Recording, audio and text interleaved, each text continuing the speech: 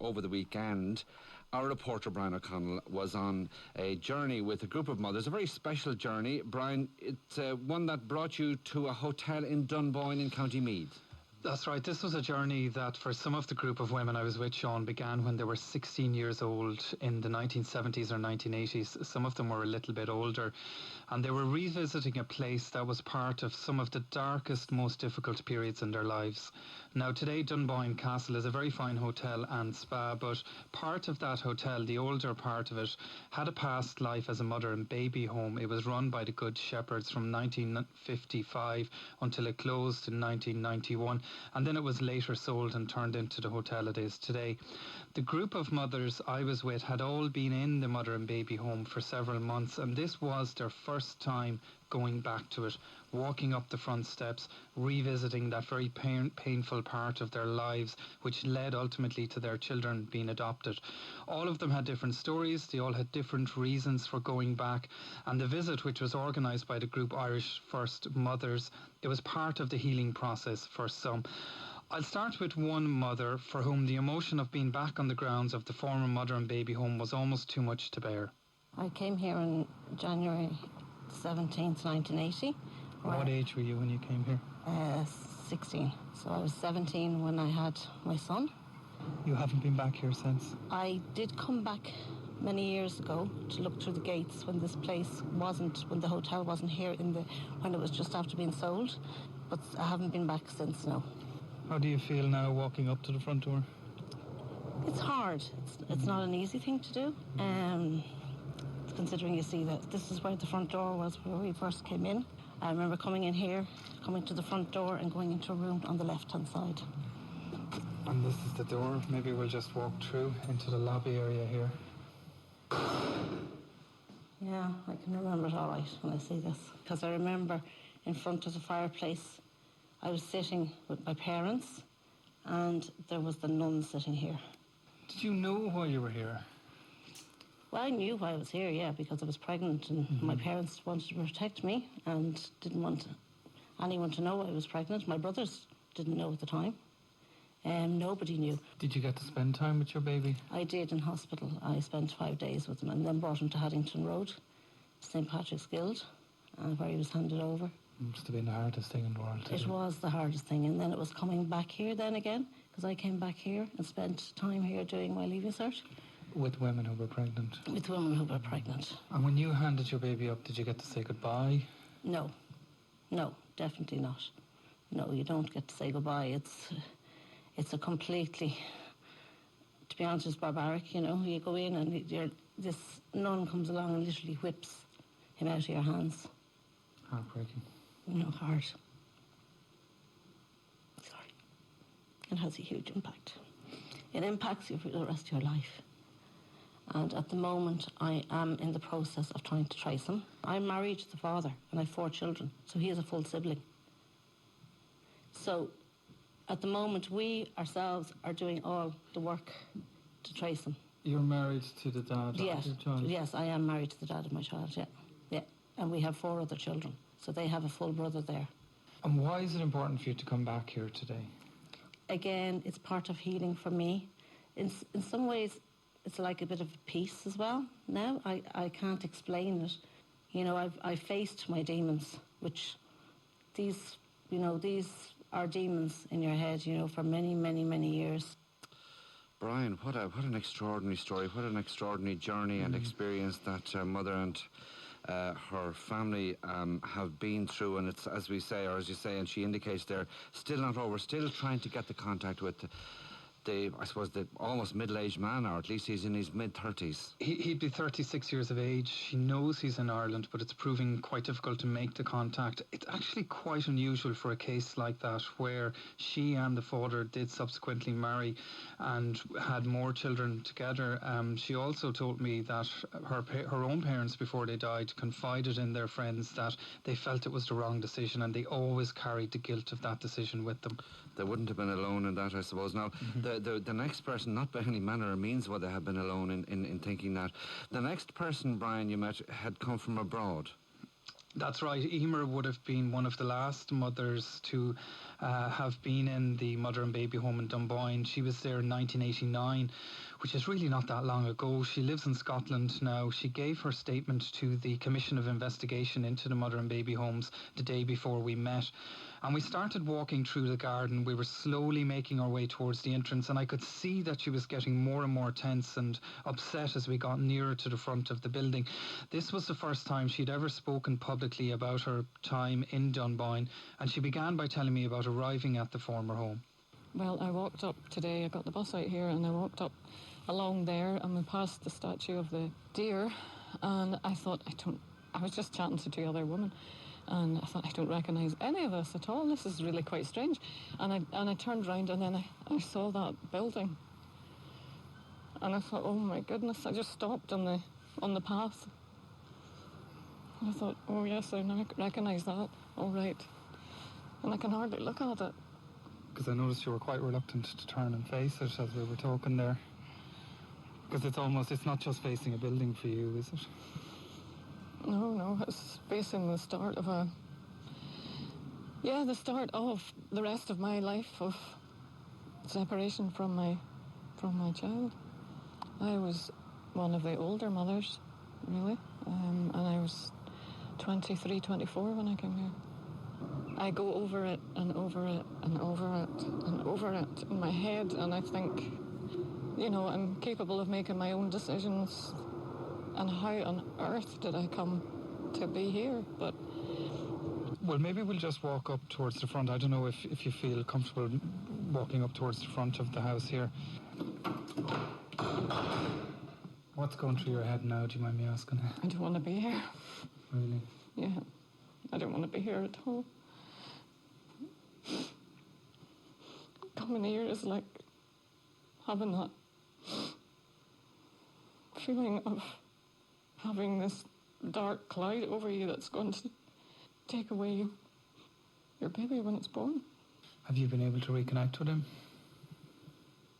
Yeah. The first time you saw him again in person, I assume you've met in person? Yeah. What was that like, that moment when you saw him? Did he look to you like your son, if that makes sense? I've never changed my surname, and he looks like lots of my family. He came into the room. I wanted to put my arms around him, but I thought that's not fair on him. Maybe he doesn't want to. Maybe he wants to hit me. I just thought, why have we been kept separate all our lives? I didn't do anything wrong. He didn't do anything wrong. Mm-hmm. Who do you hold responsible? That's what's so difficult about it all, because it's not about apportioning blame to people, but it's about understanding the situation. I know you have participated in the Commission of Inquiry. How was that experience? Difficult, but useful to be able to actually tell your story. I would like people to understand how difficult it was for women and what they had to go through. I would like to get an apology for what was done to us, really. Another extraordinary sentence that second interviewee, Emer, came out with, Brian, there. Maybe he wants to hit me, was her fear when they met for the first time. And obviously things would have gone up from there. But it's she's just one of... How many people were there at the weekend? I met 5 or 6, but as the day went on, I would think there was up to about a dozen women present, and they held a conference and they all shared the experience together, if you like. The last mum that I met was Sharon, and her time in the mother and baby home and the decision taken to put her baby up for adoption, it had a huge impact on her life and on her subsequent mental health. And going back on Saturday was very important to her. I came to Dunboyne in 1985, November 1985, and I left it in February 1986. It looks very similar. Nothing much has changed. What age were you when you came here? I was 16, and we came in through that door. We went to the left, inside the door, we went in here. I would have been about 5 months pregnant.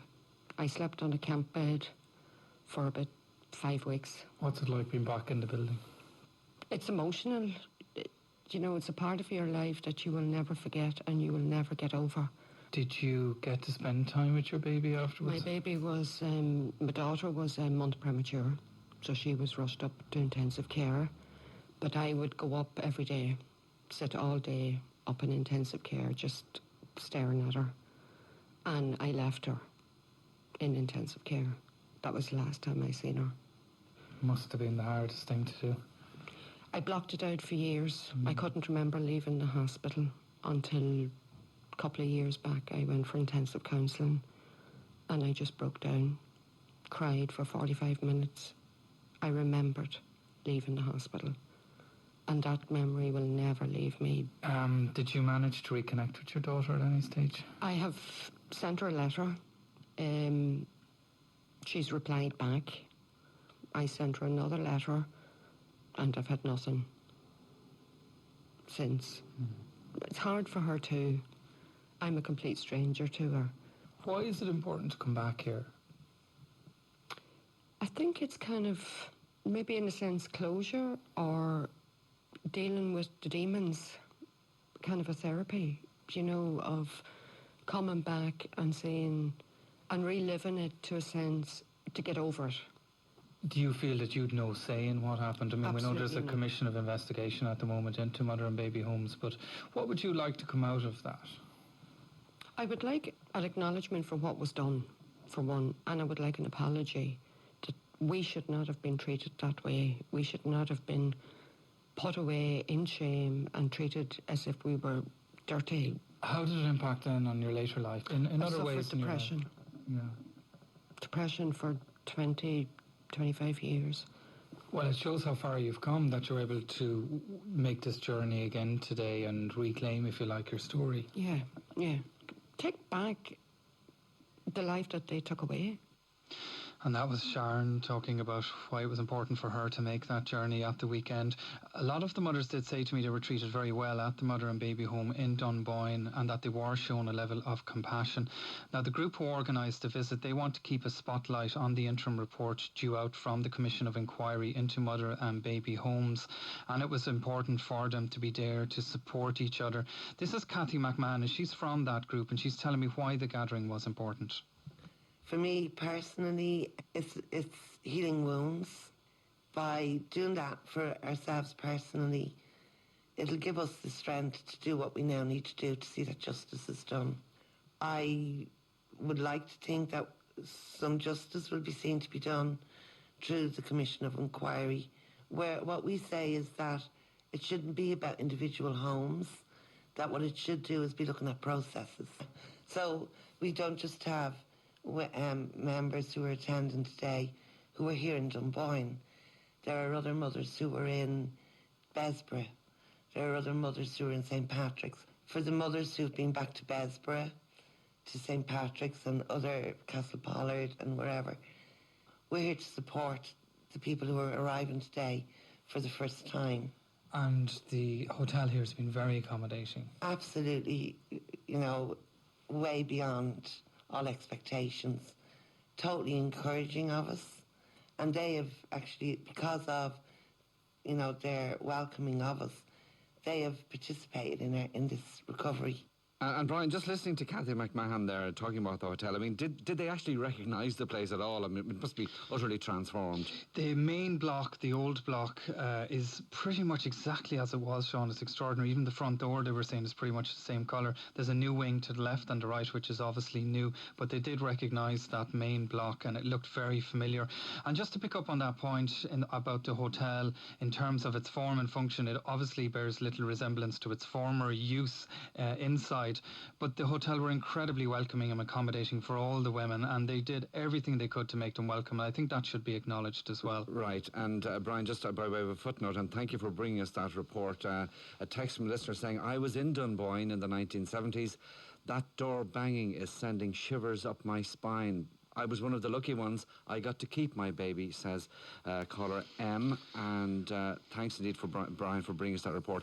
Coming up, we'll be hearing live in studio in song and music from Eleanor McAvoy after this break. Today with Sean O'Rourke on RTE Radio 1.